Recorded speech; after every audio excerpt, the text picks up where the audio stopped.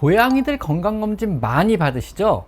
6살이 넘었다면요, 해마다 최소한 한 번은 건강검진을 받아야 하는데요, 여기에 필수로 받게 되는 검사 항목이 혈액검사입니다. 저는 수의사 윤쌤이고요. 오늘은요, 이 혈액검사의 복잡한 수치들이 의미하는 바를 한번 간략하게 설명드려 보겠습니다.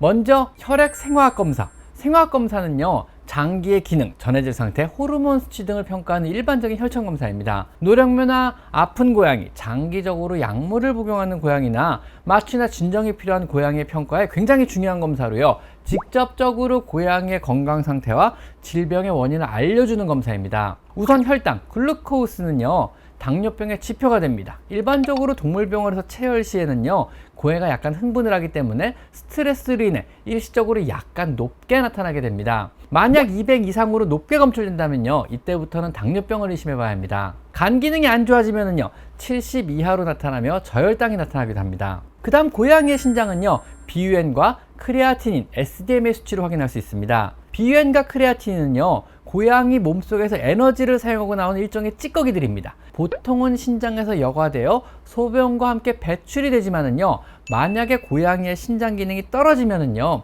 혈액 속에 남아있게 되어 수치가 높아지게 되는 겁니다. 주로 신장의 기능을 판단할 때 사용되는 지표이긴 하나, 탈수가 있을 때나 혈액의 흐름이 안 좋을 때, 혹은 갑상선 기능이 항진돼 있을 때도 수치가 약간 증가하기도 합니다. 비유엔 수치는요, 간이나 혹은 혈구가 파괴되는 심한 염증성 질환일 때도 오를 수 있기 때문에 크레아틴이 정상이고 비유엔만 단독으로 올라갔을 때는요, 신부전으로 진단하진 않습니다. SDMA는요, 요즘 고양이 신장병의 조기 진단에 활용되는 검사 방법입니다. 기존의 크레아틴인과 비유엔 수치를 확인해서 신부전을 진단하는 방법은요, 신장의 75% 이상이 망가진 이후에야 높아지기 시작하기 때문에 사실상 신부전의 조기 진단에는 활용이 힘들었습니다. 하지만 SDMA는요, 신장의 기능이 50% 이상 망가지기 시작하면 오르기 시작하기 때문에 고양이의 신부전을 조금 더 빠르게 진단이 가능합니다. 자, 다음은 간 기능 관련 검사들인데요, ALT, AST, ALP, GGT, 토탈 빌리루빈입니다. ALT는요, 주로 간세포가 많이 망가졌을 때 혈액에서 높게 검출되는 효소입니다. 주로 간 기능을 평가할 때 많이 사용되는 지표이나, AST의 경우는요, 간 외의 장기 손상에도 수치가 올라가는 경우가 많아서 꼭 간 손상만 의미하진 않습니다. 그래서 다른 지표들도 종합적으로 판단을 해봐야만 합니다. ALP와 GGT는요, 담즙의 흐름이 나빠졌을 때 혈액에서 높게 검출되는 효소들입니다. 특히 고양이에게 ALP가 높게 상승했을 경우는요, 식욕부진에 의한 지방간이나 담관 간염, 갑상선 기능 항진증, 당뇨병 같이 심각한 질병인 경우가 경험적으로 많았습니다. 만약 ALP가 높게 검출되었다면요, 별다른 이상 증상이 없더라도 초음파 검사를 포함한 자세한 검사를 꼭 받아보실 것을 권장드립니다. 토탈 프로테인과 알부민, 글로불린은요, 혈액 내 단백질 양을 나타내는 지표입니다. 알부민과 글로불린을 합치면은요, 총 단백이 되는데요, 이 중에 글로불린은요, 면역과 관련된 단백질이라 감염이 있다면 올라가고요, 알부민은요, 전반적인 영양 상태나 간과 신장의 기능을 반영하기도 합니다. 특히 고양이에서 중요한 것은요, 알부민 글로불린의 비율인데요, 알부민 글로불린 레이쇼라고 하는데, 이 알부민과 글로불린의 비율이 0.5 이하라면요, FIP, 즉 고양이 전염성 복막염의 가능성이 아주 높아지게 됩니다.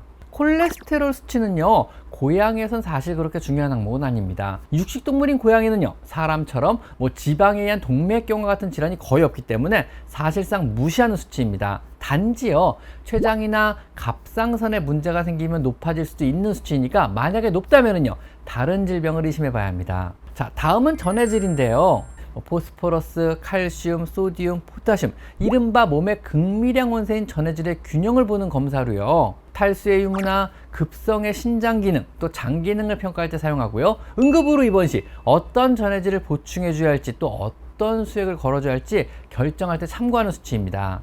또한 평소 먹는 사료가 아이에게 적합한지, 부적합해서 교체가 필요한지 평가할 때도 사용합니다. 이외에 추가로 하는 검사로는요, 10살이 넘었다면 반드시 해봐야 하는 갑상선 검사가 있습니다. T4, 갑상선 검사는요, 노령 고양이의 갑상선 기능을 평가하는 검사로요, 만약에 높다면요, 갑상선 기능 항진증에 걸렸음을 의미합니다. SAA 검사는요, 고양이의 전신염증 상태를 확인하는 검사입니다.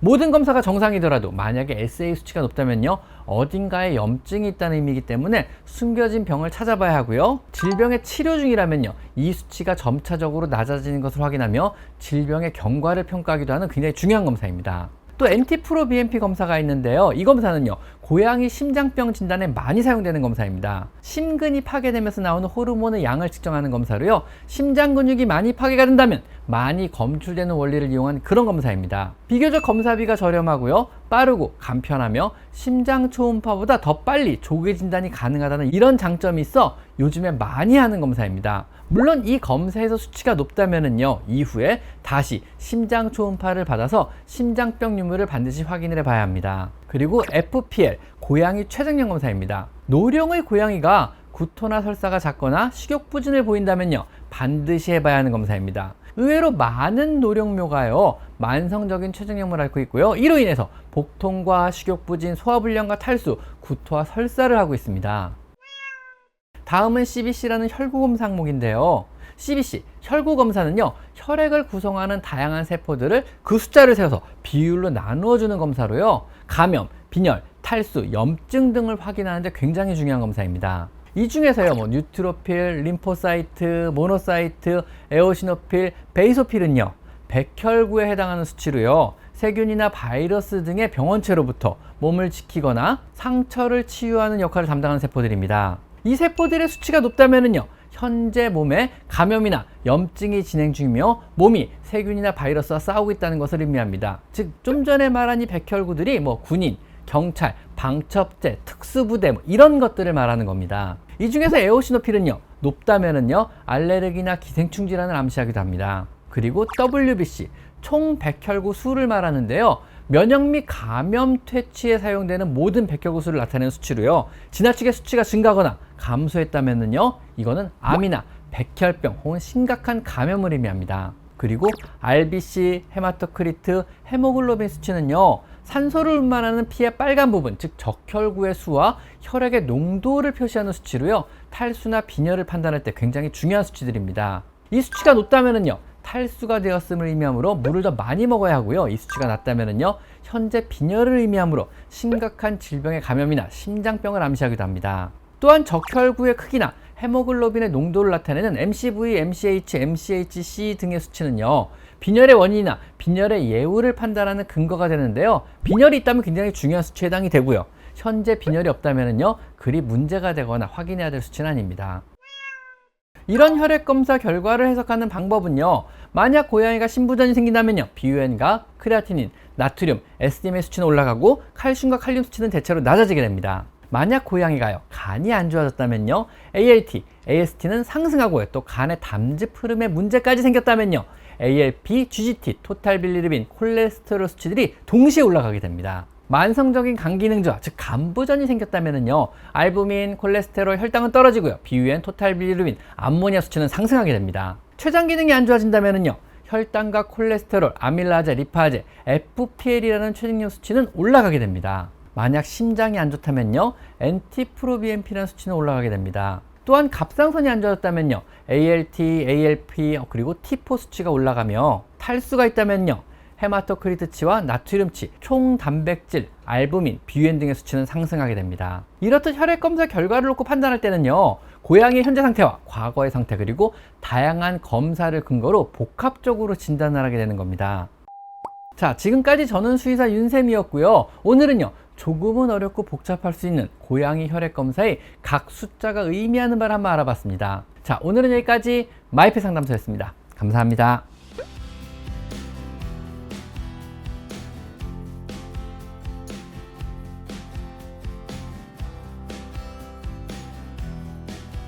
제 채널에서 이곳 스토어를 클릭하시면 제가 추천하는 여러 고양이 용품들을 구입할 수 있습니다. 제가 엄선한 믿을 수 있는 사료와 간식 그리고 용품을 모아놓았으니 참고하시면 많은 도움이 될 것입니다. 제 채널에 들어가셔서요, 요 돋보기 모양을 클릭하시고요, 여기다가 여러분이 궁금한 것을 치면은요, 관련체 영상이 뜨게 되어 있습니다. 여러분의 대부분의 질문, 대부분의 궁금증은 제가 이미 1000여 가지 영상으로 만들어 놨으니까 제 채널에 오셔서 한번 영상을 찾아보세요. 아셨죠?